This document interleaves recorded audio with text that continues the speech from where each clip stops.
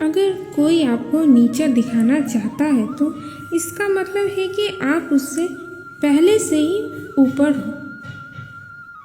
जिंदगी जीने के लिए मिली है, इसलिए लोग क्या सोचेंगे ये सोचने में समय बर्बाद मत करो। किसी के बुरे वक्त में उसका हाथ पकड़ उसका सहारा बनो, उसे हिम्मत दो, क्योंकि बुरा वक्त थोड़े समय में चला जाएगा, लेकिन वो आपको दुआ जिंदगी भर देता रहेगा। मनुष्य सुबह से लेकर शाम तक इतना नहीं थकता जितना चिंता क्रोध से एक क्षण में थक जाता है। संबंध परमात्मा से अच्छी बना लो तो तुम्हें किसी की जरूरत नहीं पड़ेगी, तुम खुद सबकी जरूरत बन जाओगे। सलाह देने तो हजारों आते हैं, लेकिन जब साथ देने की बारी आती है तो केवल भगवान आते हैं। जीतने के बाद तो सारी दुनिया गले लगाती है, क्योंकि जो आज आपके साथ है वो कल आपके खिलाफ हो सकते हैं। बिना मतलब के कोई आपकी इज्जत नहीं करेगा, लेकिन खुद को इतना काबिल बनाओ कि लोग बिना मतलब के भी आपका इज्जत करें।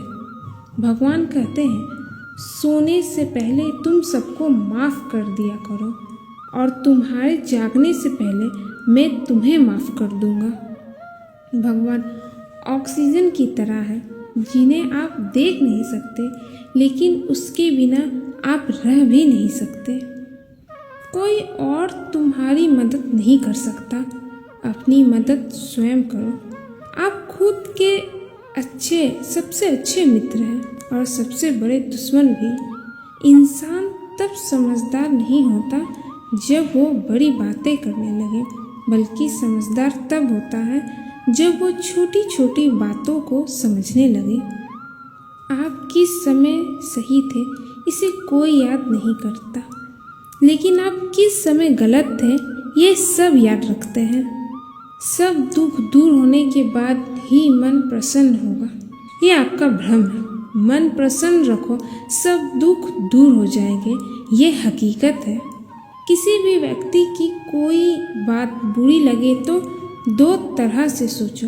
यदि व्यक्ति महत्वपूर्ण है तो बात भूल जाओ, और अगर बात महत्वपूर्ण है तो व्यक्ति को भूल जाओ। रिश्तों का संबंध केवल रक्त से नहीं होता, जो मुसीबत में हाथ थाम ले उससे बड़ा कोई रिश्ता नहीं होता। भगवान कहते हैं, तुम सब कुछ मुझे सौंप दो, सारा दर्द परेशानी और सच्चे मन से मुझे याद करो। धीरे धीरे तुम्हारा जीवन बदल जाएगा। हर दिन सोने से पहले भगवान को अपनी दिनचर्या बताकर सो। अगर आपके द्वारा किसी का दिल दुखा है तो मन ही मन उससे माफ़ी मांगे। अगर आपका किसी ने दिल दुखाया है तो उसे माफ़ करके सारी चिंताएं भगवान को सौंप कर सो जाइए। यकीन मानिए, इससे आपकी ज़िंदगी खुशनुमा बन जाएगी। क्रोध में बोला हुआ एक शब्द इतना जहरीला हो सकता है कि आपकी 1000 प्यारी बातों को 1 मिनट में नष्ट कर सकता है। सबको हंसाना पर किसी पर हंसना मत। सबके दुख को बांटना, लेकिन किसी को दुखी मत करना। सबकी राह में दीप जलाना, लेकिन किसी का दिल जलाना मत। यही जीवन की रीत है, जैसा बोओगे वैसा ही पाओगे। दुआएं और प्रार्थनाएं असंभव को भी संभव बना देती है। ईश्वर को ना हमारे तन की जरूरत है ना धन की, उसको तो केवल पवित्र मन की जरूरत है। इसलिए वो हमें कुछ भी छोड़ने के लिए नहीं कहता, बस कहता है मन से विकार छोड़ो, गंदे सोच छोड़ो। जो आने वाला है वो गुजरे हुए कल से बेहतर होगा। यही एक सोच आपके जीवन में कभी निराशा नहीं होने देगी। झूठ कितना अजीब है, खुद बोलो तो अच्छा लगता है, दूसरे बोले तो गुस्सा आता है। खुशियाँ चाहे किसी के साथ भी बांट लो, पर गम हमेशा भरोसेमंद इंसान के साथ ही बांटना चाहिए। जीवन में समय चाहे जैसा हो, परिवार के साथ रहो तो सुख बढ़ जाता है, दुख हो तो बढ़ जाता है। सच्चा मित्र वही है जो उस समय भी आपके साथ खड़ा हो जब सारी दुनिया आपके खिलाफ हो। आपके पास जितना भी है उसके लिए बार बार ईश्वर को धन्यवाद कहें, हर वक्त कहें।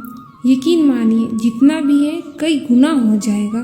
प्रार्थनाएं और ध्यान इंसान के लिए बहुत जरूरी है, क्योंकि प्रार्थना में भगवान आपकी बात सुनते हैं और ध्यान में आप भगवान की बात सुनते हैं। श्री कृष्ण से कितना कुछ छूटा। पहले माँ छूटी, फिर पिता छूटे, फिर जो नंद किशोर मिले वो भी छूटे, संग साथी छूटे, राधा भी छूटी, गोकुल छूटा, फिर मथुरा भी छूटा। श्री कृष्ण से जीवन भर कुछ न कुछ छूटता ही रहा। नहीं छूटा तो वो था देवत्व, मुस्कान और सकारात्मकता। श्री कृष्ण दुखी नहीं बल्कि उत्सव के प्रतीक हैं। सब कुछ छूटने के बाद भी ऐसे खुश रहा जा सकता है, ये श्री कृष्ण से अच्छा कोई नहीं सिखा सकता। इसलिए हमेशा खुश रहें, सदा मुस्कुराते रहें। जीतने का मज़ा भी तभी आएगा जब लोग आपकी हार का इंतजार करेंगे।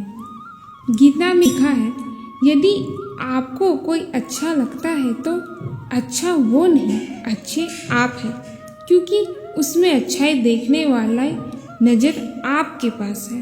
अपनी पीड़ा के लिए संसार को दोष मत दो, अपने मन को समझाओ। तुम्हारे मन का परिवर्तन ही तुम्हारे दुखों का अंत है। सोच और नियत अच्छी रखिए, फिर आपके कष्ट प्रभु स्वयं दूर कर देंगे। याद रखना, भगवान से उम्मीद कभी ना छोड़ना और दुनिया वाले से उम्मीद कभी रखना नहीं। सुख दुख एक सिक्के के दो पहलू हैं। जहाँ सुख होगा वहाँ दुख भी होगा, जहाँ दुख होगा वहाँ सुख भी होगा।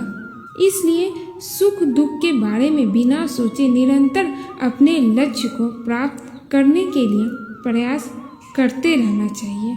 एक बात हमेशा याद रखना, किसी के सामने गिड़गिड़ाने से ना प्रेम मिलता है ना इज्जत। इसलिए अपने स्वाभिमान को जिंदा रखो। कोई अगर आपकी किस्मत में होगा तो वो आपके पास खुद ही चल कर आएगा। दूसरों को हराने का मौका मत दो, बस खुद को आगे ले जाने की जिद पालो। कभी हार ना मानने की आदत ही एक दिन जीतने की आदत बन जाती है।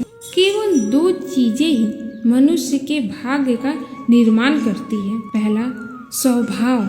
अगर आपके स्वभाव में अच्छाई, विनम्रता और गुण है तो आपका भाग्य चमकेगा।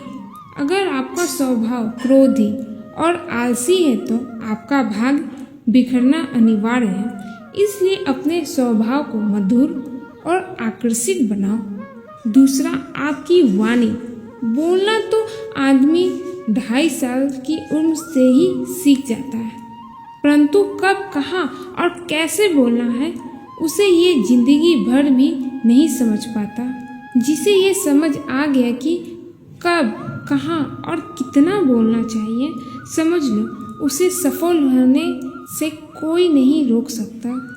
इस मतलबी दुनिया से कोई मतलब मत रखो, और अगर मतलब रखना है तो केवल अपने मतलब से मतलब रखो। दुआएं मांगने से किसका भला होता है? मिलता तो वही है जो हमने बोया होता है। तुम नीचे गिर कर देखो, कोई नहीं आएगा तुमको उठाने। तुम जरा उड़ करते देखो, सब आएंगे गिराने। एक बात हमेशा याद रखना, अगर शराब की दुकान पर बैठकर दूध पियोगे तो तुम्हें शराबी का ही दर्जा मिलेगा, और किसी मंदिर में बैठकर पानी भी पियोगे तो तुम्हें एक संत का दर्जा दिया जाएगा। इसलिए आप किसके साथ उठते बैठते हो ये बहुत मायने रखता है। लालच इंसान के अंदर एक ऐसा बुरा अवगुण है जिसकी वजह से वो पूरे जीवन दुखी रहता है, क्योंकि लालची इंसान हर वक्त इस बात से दुखी रहता है जो उसके पास नहीं है। बुद्धिमान व्यक्ति उसके पास जो होता है वो उसमें खुश होते हुए अपनी इच्छाओं की पूर्ति करने के लिए प्रयास करता है। जब इंसान के अंदर लालच का जन्म होता है तो उसके सुख और संतुष्टि को खत्म कर देता है। एक लालची किसान से कहा गया कि वो दिन में जितनी जमीन पर चलेगा उसकी हो जाएगी। शर्त यही थी कि वो सूरज डूबने तक अपनी जगह पर वापस लौट आए। ज़्यादा से ज़्यादा जमीन पाने के लिए वो किसान दूसरे दिन सूरज निकलने से पहले ही निकल पड़ा। वो काफ़ी तेज़ी से चल रहा था क्योंकि वो ज़्यादा से ज़्यादा ज़मीन हासिल करना चाहता था।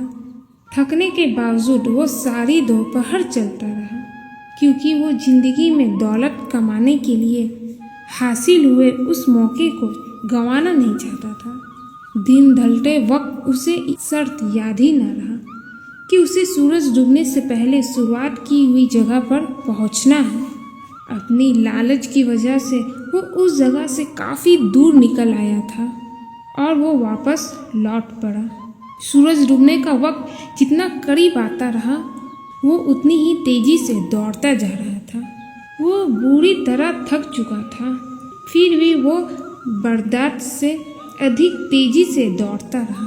नतीजा ये हुआ कि सूरज डूबते डूबते वो शुरुआत वाली जगह पर पहुंच तो गया, पर उसका दम निकल गया और वो वहीं मर गया। उसको दफना दिया गया। उसे दफन करने के लिए ज़मीन के बस एक छोटे से टुकड़े की ही ज़रूरत पड़ी। लालच के कारण जिंदगी में भारी नुकसान भी उठाना पड़ता है। एक दिन सबको मरना है, लालच का कोई फायदा नहीं। धरा पर ही सब धरा रह जाएगा।